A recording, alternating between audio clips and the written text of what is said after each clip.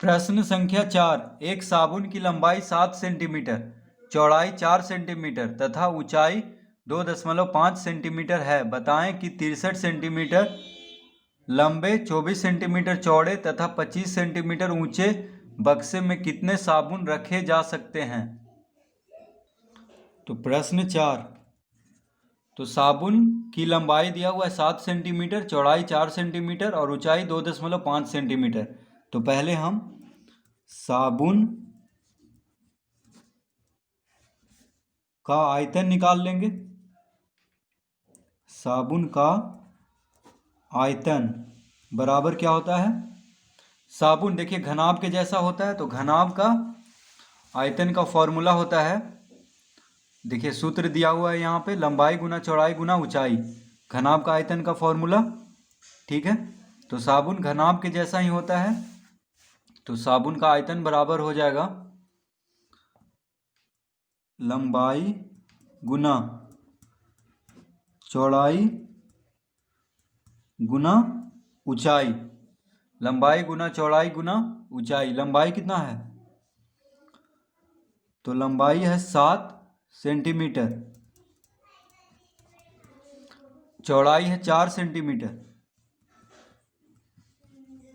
ऊंचाई है 2.5 सेंटीमीटर।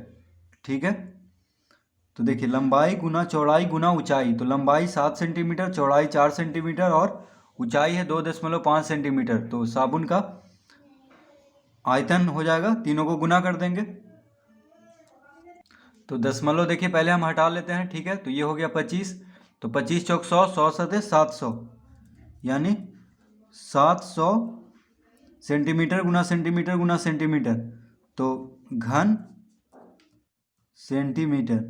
अब क्योंकि यहाँ पे दशमलव के बाद एक अंक है, तो यहाँ पे दे देंगे दशमलव, यानी 70 घन सेंटीमीटर हो गया। 70.0 घन सेंटीमीटर का मतलब हुआ 70 घन सेंटीमीटर साबुन का आयतन।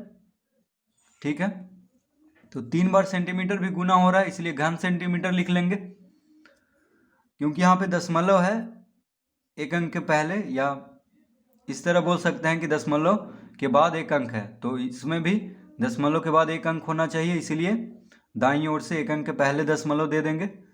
तो इसको हम लिख सकते हैं 70 घन सेंटीमीटर, क्योंकि दशमलव के बाद शून्य रहे या ना रहे कोई फर्क नहीं पड़ रहा है। तो 70 घन सेंटीमीटर आ गया साबुन का आयतन। अब हम निकाल लेंगे बक्से का आयतन। तो देखिए बक्से का आयतन बराबर, तो बक्सा भी घनाभ के जैसा ही होता है, तो लंबाई गुना चौड़ाई गुना ऊंचाई। तो लंबाई कितना है 63 सेंटीमीटर गुना चौड़ाई है 24 सेंटीमीटर गुना ऊंचाई है 25 सेंटीमीटर। तो 63 सेंटीमीटर गुना 24 सेंटीमीटर गुना 25 सेंटीमीटर।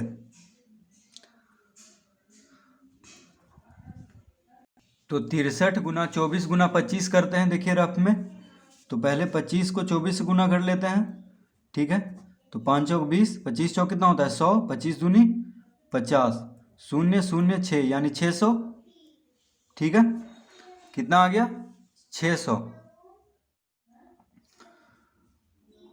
अब देखिए 600 को 63 से, यानी 63 गुना 6, तो 6 तिया 18, हाथ में रहा 1, 6 छक 36, 1 37। तो देखिए 6 तिया 18, 6 छक 36, 37। तो 600 से गुना कर रहे थे, तो 2 शून्य और बढ़ जाएगा, यानी 3 7 8 0 0, 37,800 हो गया। 63 गुना 24 गुना 25 किए तो यहाँ पे लिख देंगे 37,800 सेंटीमीटर। सेंटीमीटर सेंटीमीटर 3 बार गुना हो रहा है, तो घन सेंटीमीटर। ठीक है, तो ये आ गया बक्से का आयतन और साबुन का आयतन। ठीक है, अब पूछ रहा है कि बक्से में कितने साबुन रखे जा सकते हैं, तो हम लिखेंगे साबुन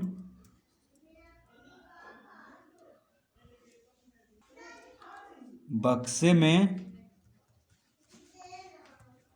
साबुन बक्से में साबुन की संख्या,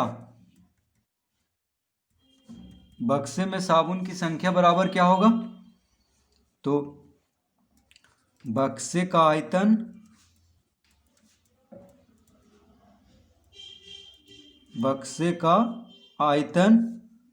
बटा साबुन का आयतन,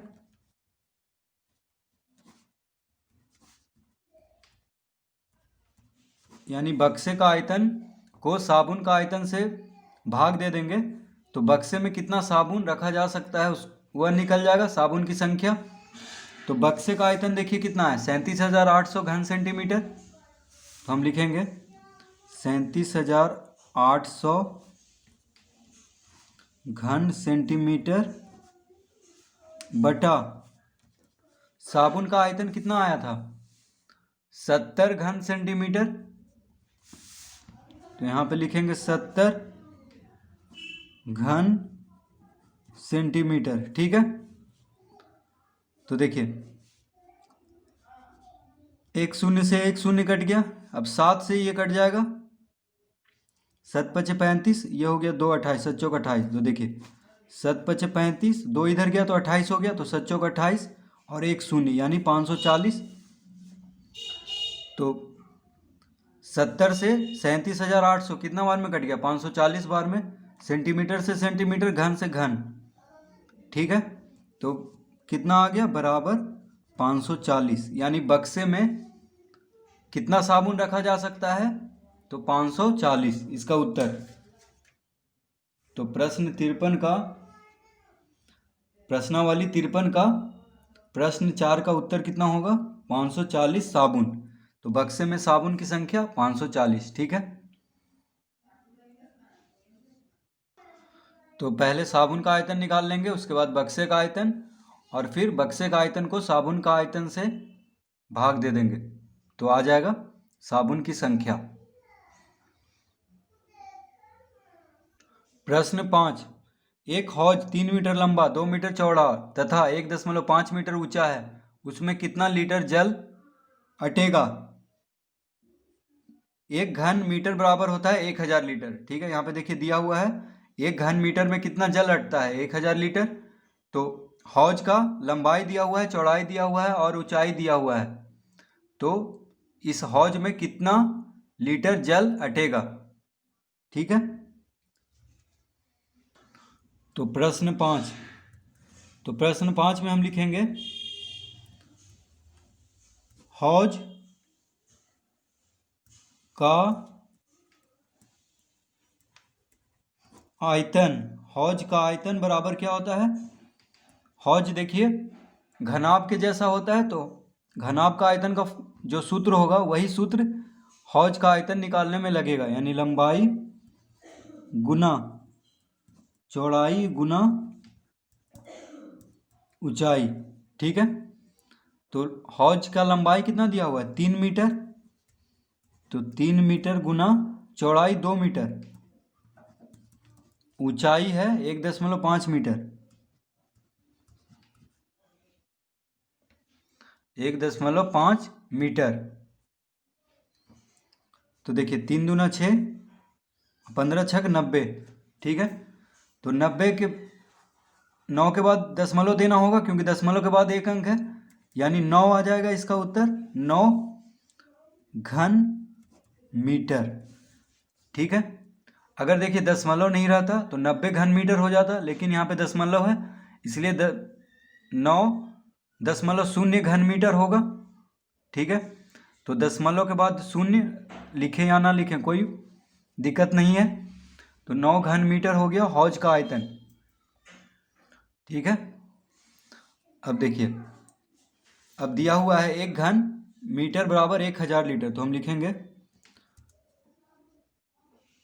एक घन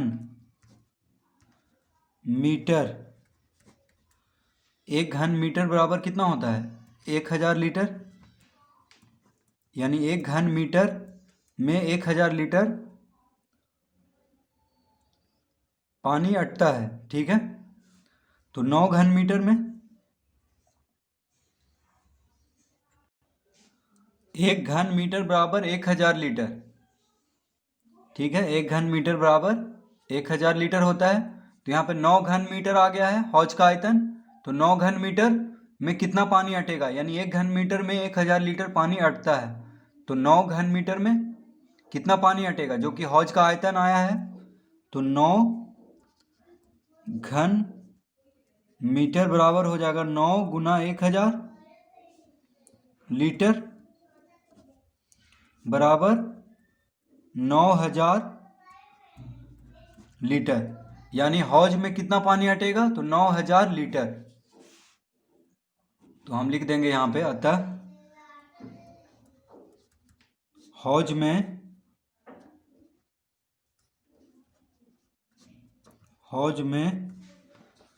9000 लीटर जल अटेगा।